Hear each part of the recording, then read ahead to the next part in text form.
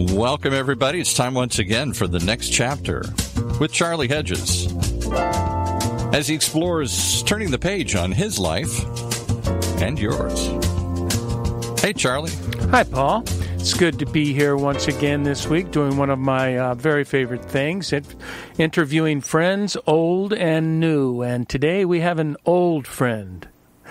Today my guest is our good friend Terry Hershey. It's been almost two months, Terry, since the last time we did a show together. That was because it was a New Year's resolution show that we did. Seriously? I don't think we've waited this long in between. Seriously? Yeah. So for those of you, what? Well, I was going to say that reminds me of a truism.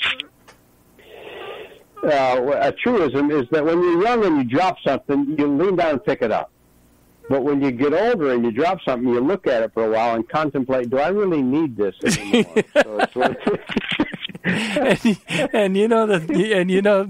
The fact of that, it is a real truism, because I will look down and say, do I really need that, or is that something I can leave for someone else? Yeah. I don't know how that related to our show back in January, but I'm sure it fit. Well, it doesn't relate to anything except it's a good story. Yeah. So for those of you who are not familiar with Terry and his good story, he is the author of now 17 books, with the new one coming out this fall.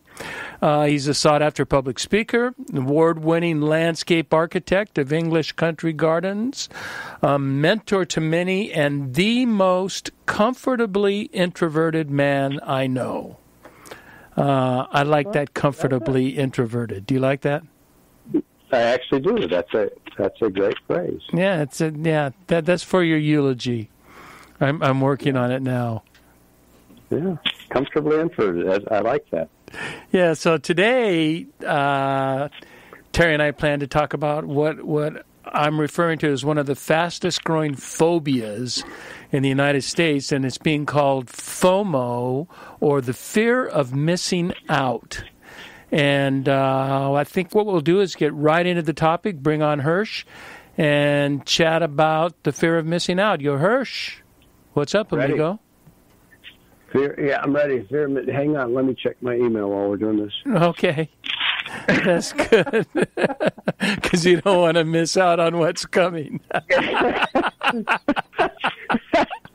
It's funny. I could actually. But that's true. I could actually do the same thing, even hosting the show. I'm serious, because I'm in the post office today, waiting in line, which is what you do. You wait in line in the post office. Think of places you wait in line to mail something, because that's what I'm going to mail something. So you just wait in line to mail something. But every single person, and this is on my little island, which is supposed to be pretty progressive, advanced people. On my little island, everybody's looking at their phone. I'm thinking, what's wrong with just waiting in line? I know. I was just talking to somebody at the club about that today.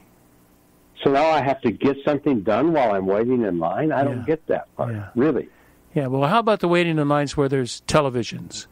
I've seen televisions, and I don't go into banks anymore, but I remember one time I was in a bank and they had a television for the line, so you could watch the latest soap opera while you're standing in line. I was in your state in California, and got gas in a rental car, and they had televisions in the gas pumps. I know, they do. They have televisions in the gas pumps. What the heck? That's not usually the way that question is formed, but so I got a question for you. Did you know that the acronym FOMO, just FOMO, is actually in the dictionary as a word? No, I didn't. I looked it up on dictionary.com, and it's defined as a feeling of anxiety or insecurity over the possibility of missing out on something, such as an event or an opportunity. As in, if I say no to the party invitation, I get a bad case of FOMO. Correct. And if I'm not invited, I get a worse case. And we'll talk about that. Yeah. You saw. I don't know. I mean, you're going to launch it in some way, but I just saw a TED Talk this week with Barry Schwartz, called "The Paradox of Choice," and he says that we live in a world where, because we have so many choices, there's not freedom in it really at all. It paralyzes us. Right. And I get that. He talks about, my jeans wore out, so I went in to buy jeans. And when I bought these jeans, there was just a pair of jeans. But I went in to buy jeans, and there was 100 types of jeans. Oh, I know. And he said, I just want jeans. And they said, no, you have to try on all the jeans.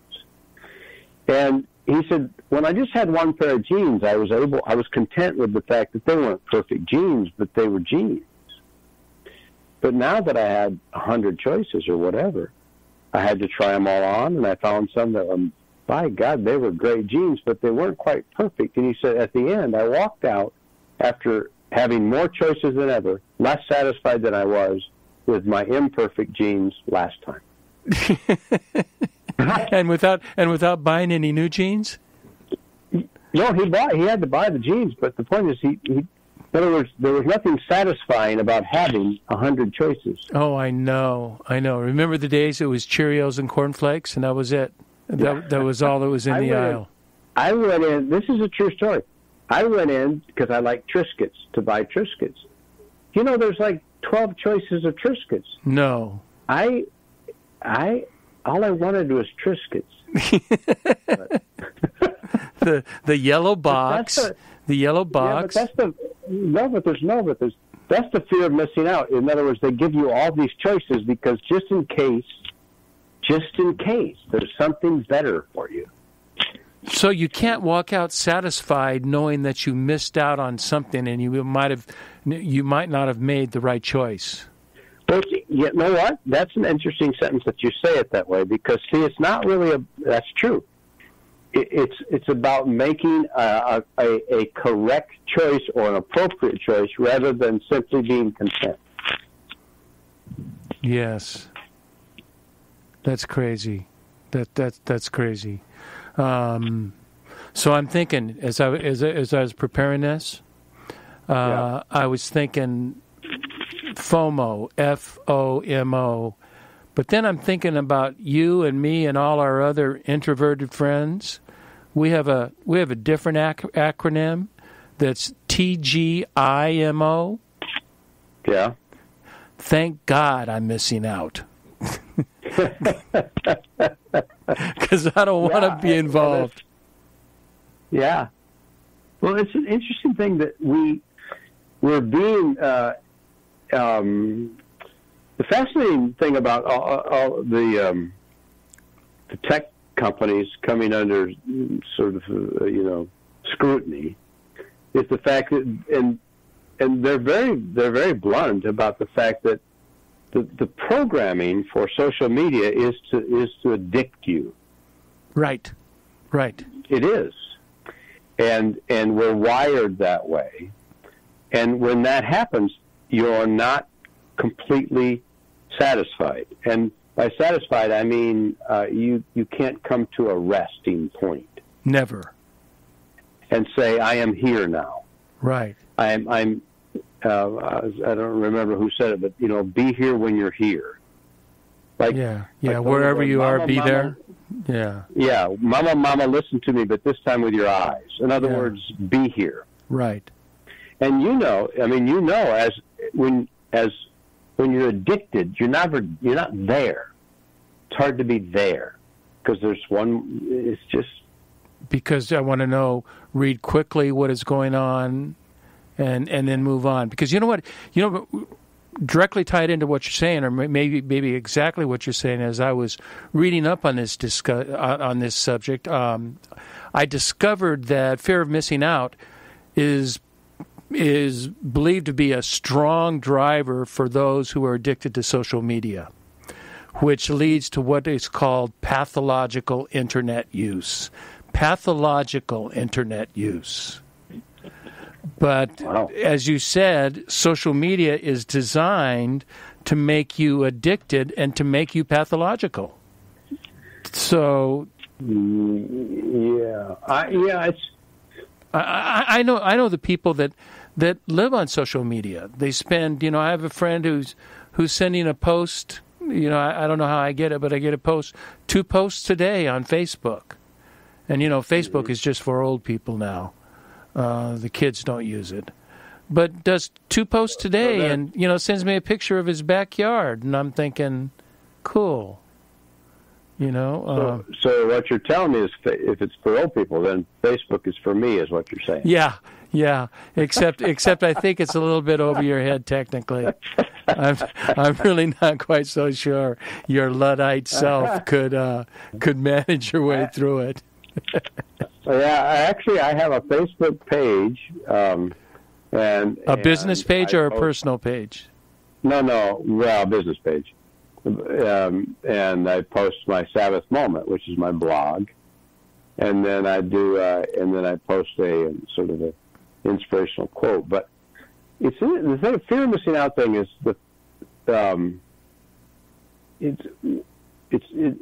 because my whole theme is about what does it mean to be present, which means to be attentive in this moment. Literally to be here. What's that mean to be here? And what is it that keeps us from just being here? What's going on? Why is it? Think about this for a minute. I'm not that long ago the Super Bowl's on. So you're watching the Super Bowl. This is supposed to be the premium event, right? You're watching a premium event. I mean, and this is something you've been waiting for. The advertisements during the Super Bowl, and they even the guys, the announcers even were saying, you don't want to miss. The advertisements are about things you don't want to miss what were happening in the future while you're at the thing you're supposed to be not wanting to miss. It amazed me. That's the way we're wired. You're going to have to help me with that. I kind of didn't. That I'm thinking in the advertisement is about the future, and whereas I'm not focusing on the present game.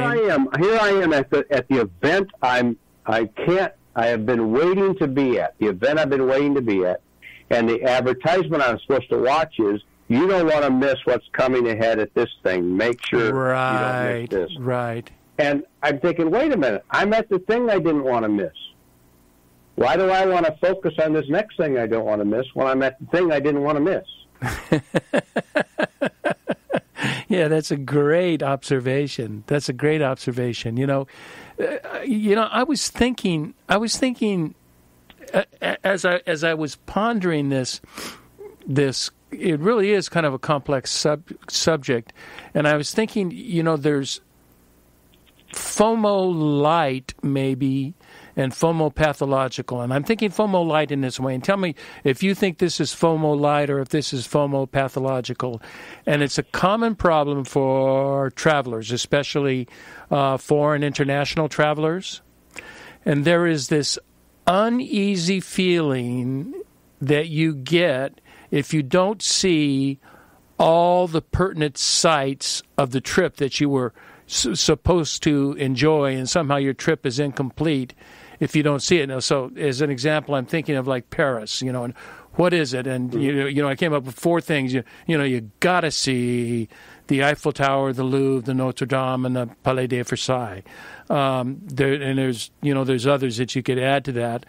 But after having been to Paris a few times, it really, I never went back to the Eiffel Tower. I could care less about the Eiffel Tower. It's just a big hunk of steel. Notre Dame, what was the coolest part about Notre Dame? It was not the cathedral, not everything about it. I had a 10-year-old son with me at the time, and we walked to the top, and he was enamored with the gargoyles. So they are pretty amazing. The gargoyles are amazing. So that was what I was impressed with at Notre Dame, and it's hardly one of the highlights. But But what do you think about that in travel and missing out on the people that take the travel and they'll go to Europe and they want to do in 12 days they want to do 10 countries. So, because this is the paradigm shift, because that's the irony about the whole missing out thing, is that as soon as we set the table on that, if you don't see this or this or this, you've quote missed out. Your son didn't have that list in front of him, so your son simply saw. Yeah, and so the gargoyles enamored him. In other words, he was present for the gargoyles. With the list, and I have no problem with a list. When I travel, there's a list. But I can tell you, I was in Paris just less than a month ago. I was at Notre Dame just less than a month ago. And I'm enamored with, I'll tell you what I was enamored with. I was enamored inside, there's a sign that says, praying only, no photos. So it's actually a church. But yeah, there was nothing on my list that said don't miss this sign. Yeah. In other words, I it was like the gargoyle. That's a great paradigm shift. In other words, did you see the gargoyles? We missed the gargoyles. Yeah, well, you had to walk like 500 steps up to get to the gargoyles, but I know. But the point is, it's I'm on the ferry boat, and I tell this story about a couple. I'm eavesdropping. It's a summer day on the ferry. You've been on my ferry, Vashon Island, Seattle. Great ferry. People up here have ridden it. And so I'm eavesdropping this couple, and it's fabulous. Staying on the deck, looking out, and you're looking at the Olympic Mountains. And the couple, I can tell just from eavesdropping, they've never been on a ferry. They've never been to the Pacific Northwest. They've never seen what they're seeing. And this is a special trip. And he's going, oh, my God, oh, my God, oh, my God. And she's going, what? And he says, this. And she's saying, like, use your words. And he's saying, this is unbelievable. The mountains are beautiful. The water is exquisite. The air, the trees, look at the trees. They're taller than buildings. And we've got 2 weeks without kids and grandkids. This is amazing. And then the next sentence was, we should have done this earlier. And then he talks about all the times they were going to take the trip and they didn't take the trip. And they lost track of the trip that they were on. And so I say to people, I had to intervene. And dude, if you don't doing some consulting here. Exactly, you're going to miss this trip too, which is exactly what you just said. Everything about FOMO is you miss the trip you're on. Yeah. You miss the gargoyles. You miss the signs that say pray only, no phones. What I've done is, as you know, in the last few years, I've traveled quite a bit, and believe me, I've seen enough cathedrals, ruins, broken statues, monuments, museums. You could probably have a hard time getting me to go into a cathedral. I may bounce in and bounce out, but after you've seen 24 cathedrals, you've seen 24 cathedrals. And I've found, Terry, what I've become is I've become more selective or maybe even deselective, and now I'm finding I'm choosing what I don't want to see. I'm intentionally saying I don't need to see this so-called famous place because it's not going to provide me with the satisfaction that I thought it would. Yeah, and I'm in favor of that. I mean, that's a good self-selective thing about choice. And then I go to another level, and then whatever you are going to see, tell me what you saw that surprised you. Tell me what you saw that stopped you. Tell me what you saw that made you glad. Tell me what you saw that made you smile. Tell me what you saw that made you glad to be here today. How did it connect to your humanity? How did it connect to your humanness? Exactly. Not that it was just a thing that it becomes a thing on the FOMO light, like I'm calling it. It becomes a thing that's just part of your checklist.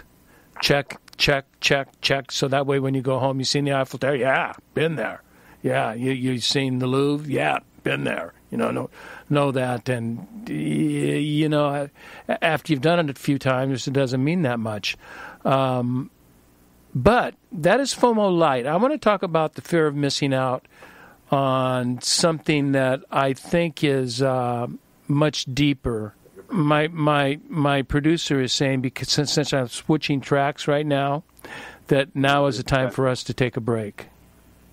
Good idea.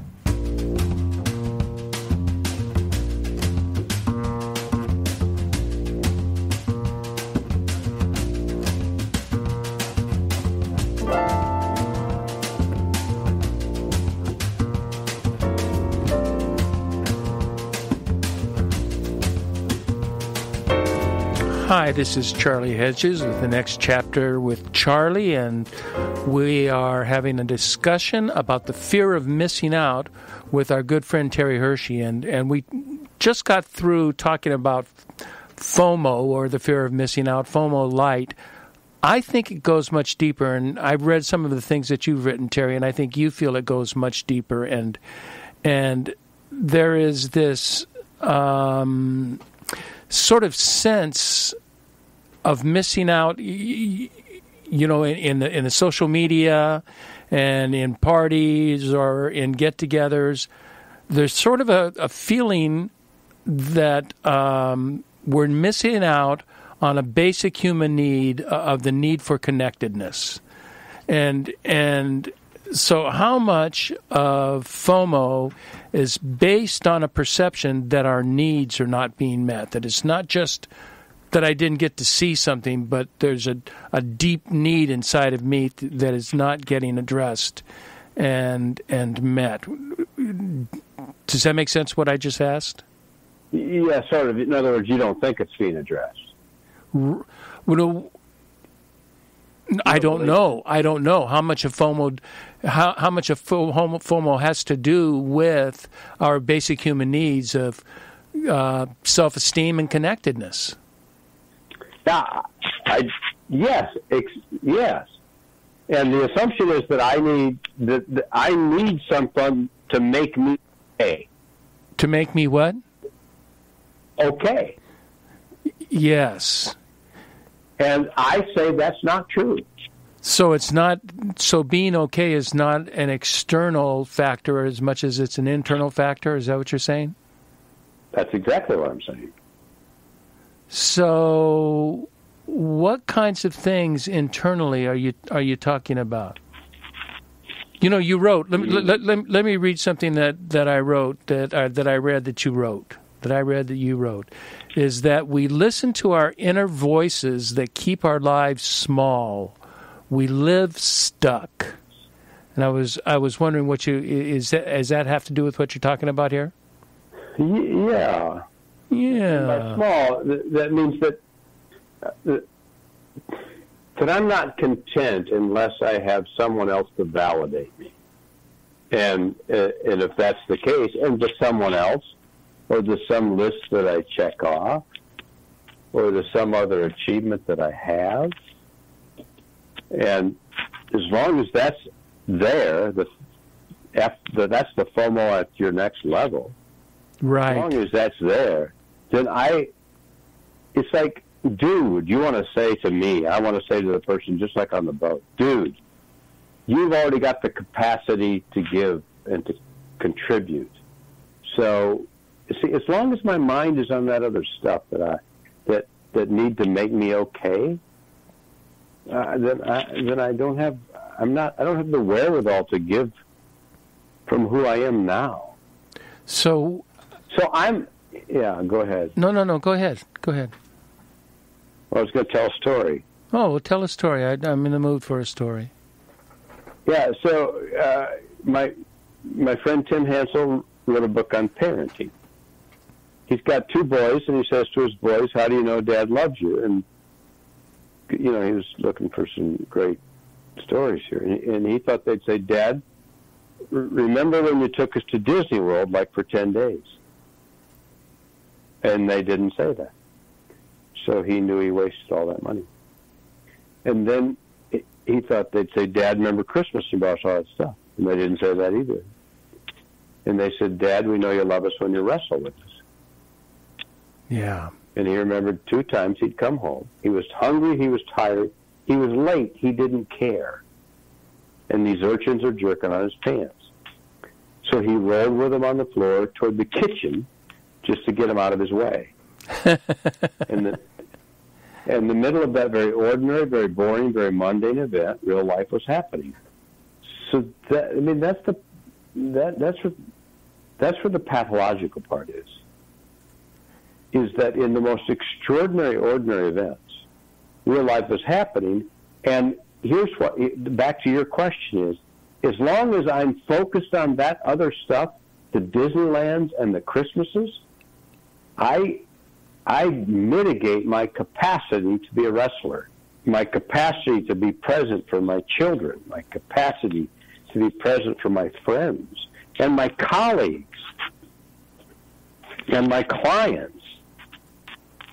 I wonder how many of our activities, Terry, are based on as much as a fear of missing out as they are desire to actually attend and do something. It's just that, you know, the Rolling Stones are in town, so I've got to see the Rolling Stones to say I've seen the Rolling Stones, when I really don't have any desire to see the Rolling Stones. They're a bunch of old guys that, you know...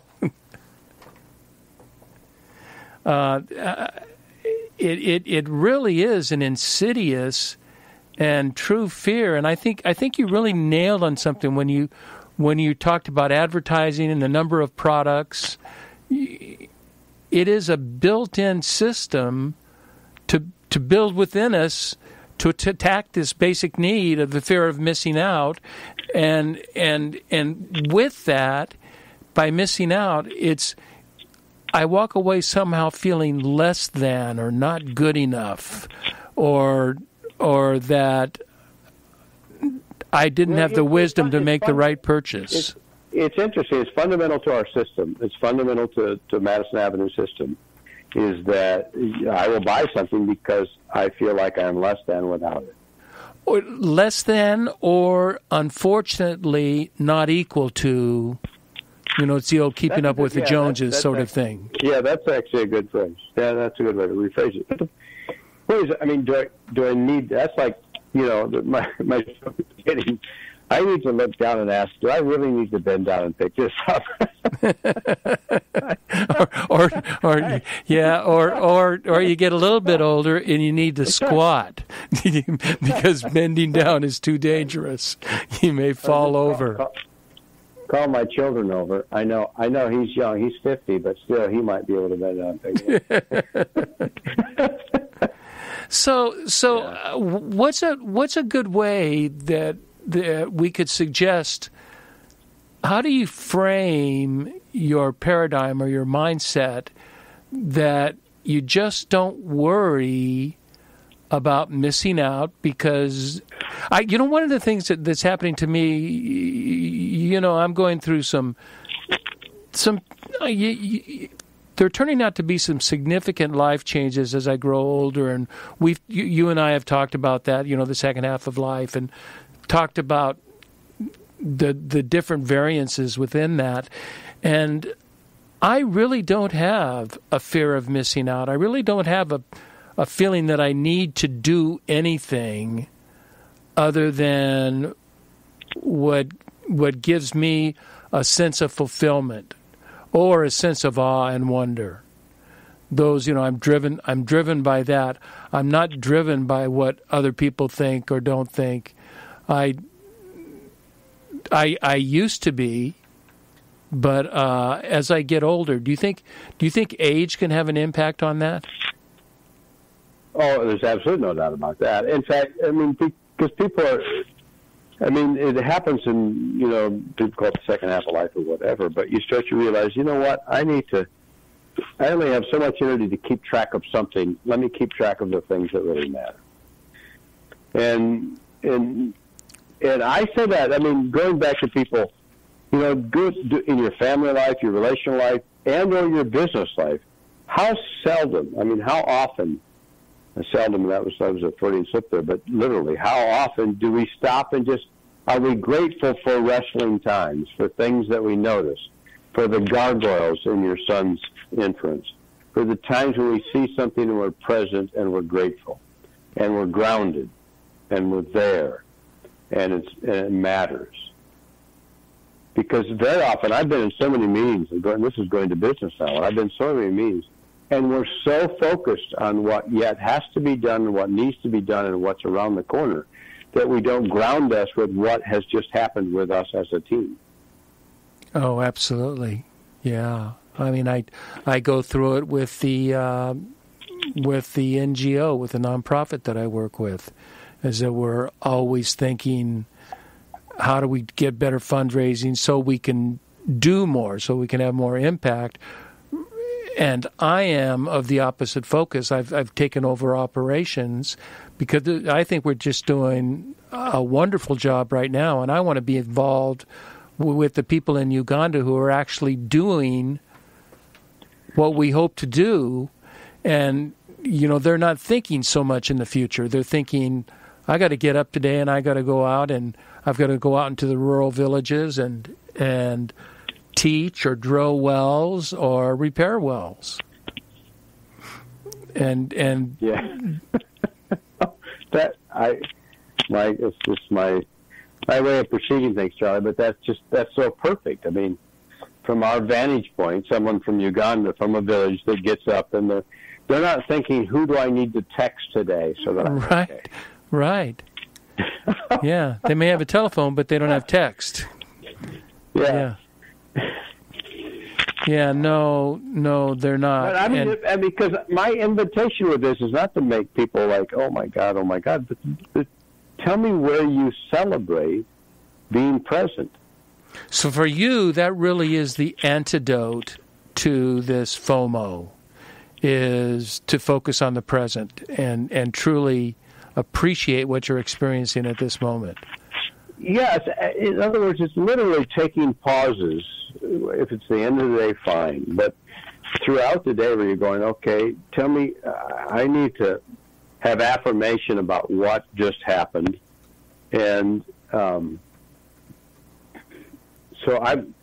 you mentioned a book that's coming out this year. So it's a little bit about this. There's this one.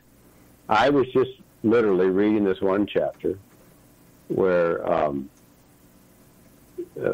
someone named Jim Elliott said, wherever you are, be all there, right? Right. That's what we're talking about. Right. So I'm reading to you from the book I'm writing, and this is what happened. I was going to spend some time wrestling with the wisdom of Jim Elliott's statement, which is, wherever you are, be there, and distill it for a lecture, but Brian called me this morning with an exciting opportunity. His name didn't ring a bell, but Brian chatted like he knew me well. And it's not every day you get offered an exciting opportunity. Brian wanted to offer me a free satellite dish. Offer me. This kind of generosity makes you all tingly inside, doesn't it? I could get 500 channels, Brian told me. And all these options provided me so much more to enjoy in life. Brian chirped. Literally, he chirped. And you listened to him. Well, and here's why. And I would never have to be afraid of missing anything because I could record all the good stuff. I didn't want to burden Brian with the fact that being faced with a lot of options makes me want to beat my head against a metal pole. So 500 channels might send me straight to the floor in a fetal position. Instead, I tell Brian that while I was in awe of his offer to appreciate life, I asked if I could make my decision after I spend my day potting some new cuttings from my garden, filling my bird feeders, and taking a brief nap in my lawn chair. Brian was quiet. I'm not sure Brian understood. So you actually told him that? Yeah. And so you got rid of a sales call by telling the truth. I said, I'm going to go into my garden, and I'm going to pile up some stuff, and then I'm going to feed the birds, and then I'm going to take a nap. And there was like nothing. Boom. And he hung up on me.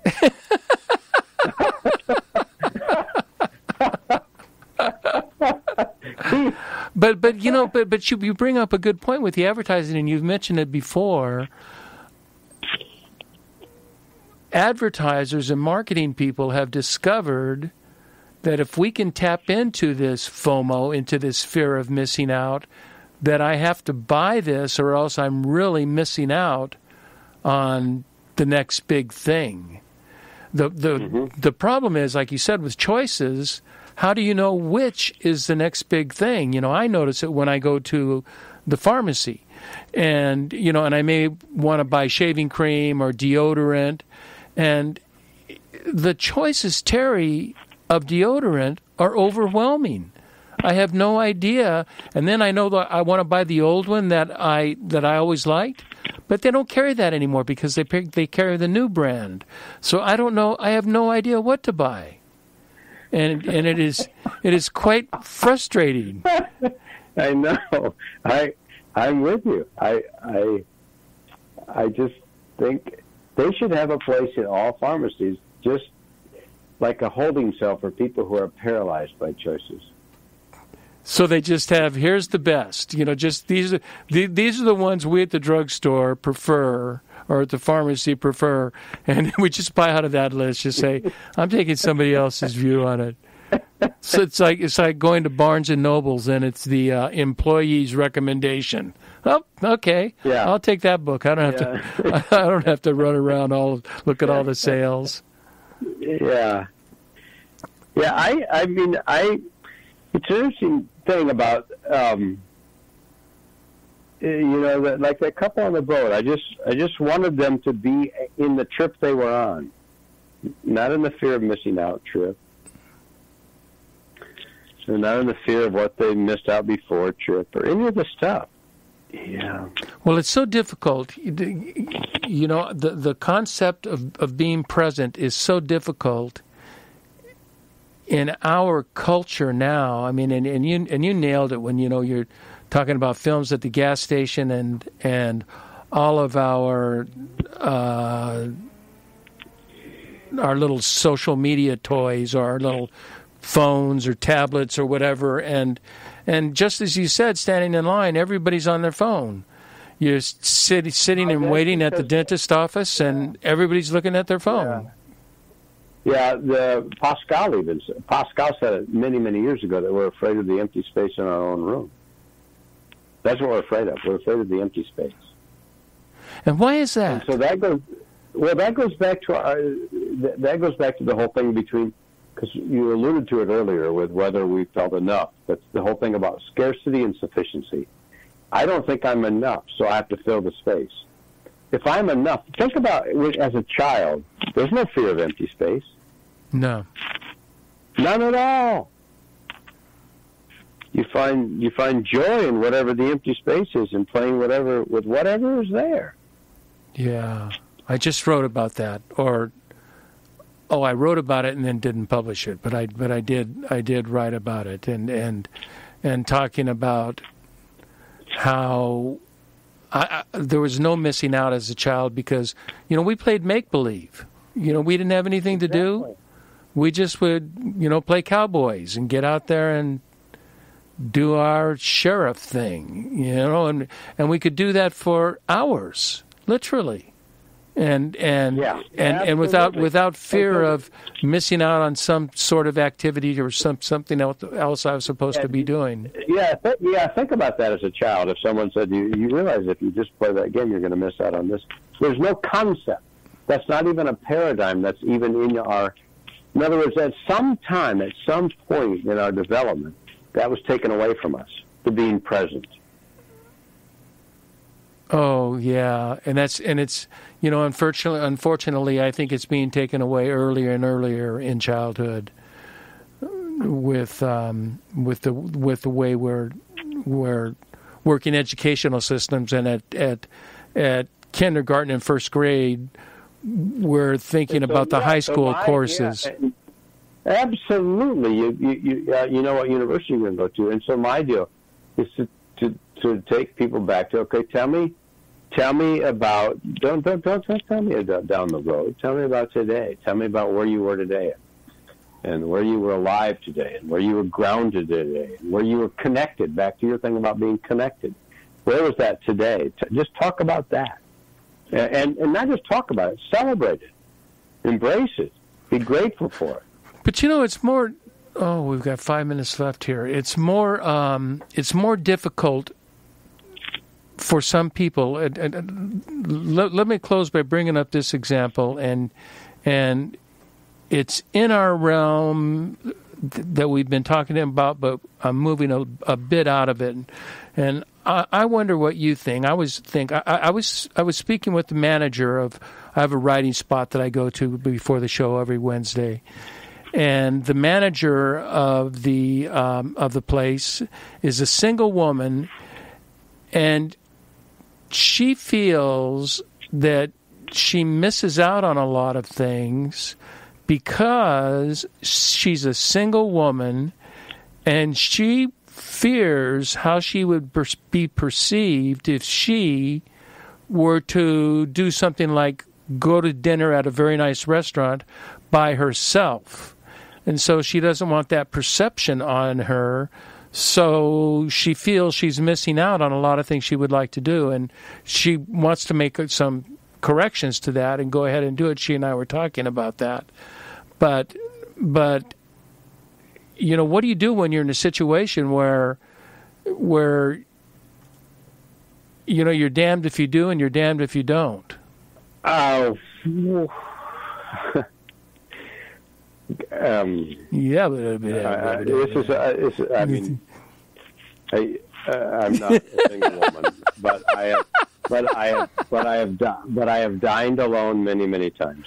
I know. When you go into a restaurant, because I travel, when you go into a restaurant, dine alone, they say table for one, and you look to your side and you say, no, I'm with my partner here, and you make something up and you have this imaginary thing, and they look at you like, dude.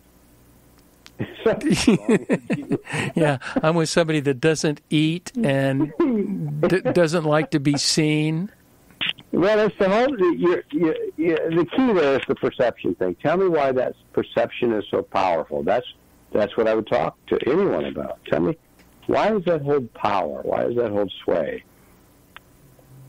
And why does that win over your desire to eat? Why does that win over your desire to enjoy food? Why does that win over your desire simply to enjoy the restaurant? Why does that win? Tell me how that gets to win. Somehow this whole missing out thing really goes to our fundamental ego needs, and that is self-esteem and self-importance. And it attacks both of them. And that's why the advertisers are brilliant. I mean, they may be corrupt, but they're brilliant in their process because they're hitting a very basic fundamental human need. They're going beyond the need for cereal or deodorant. They're going back to my basic need of existence, of what I base my ego on. Yeah, I think that's fundamentally true. Which takes us back to that this isn't solved at the level of the product that we're purchasing or not purchasing. This has to do with how do we refuel and take care of what is fundamentally necessary for our own identity. How do we do that?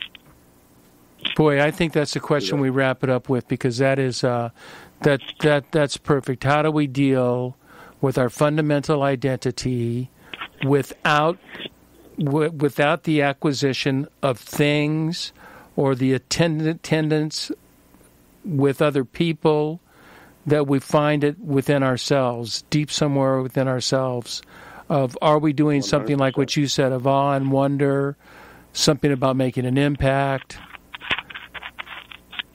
Those are things that are going to make a difference. 100%. Okay, buddy. Thanks for spending time with me today. Huh? Good.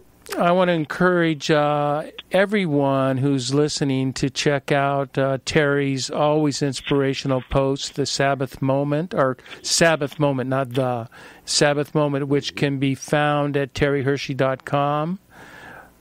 And I also want to thank our listeners for tuning in to The Next Chapter with Charlie. And be sure to check us out at our website, thenextchapter.life. And until next, this is Charlie Hedges signing off. Bye for now.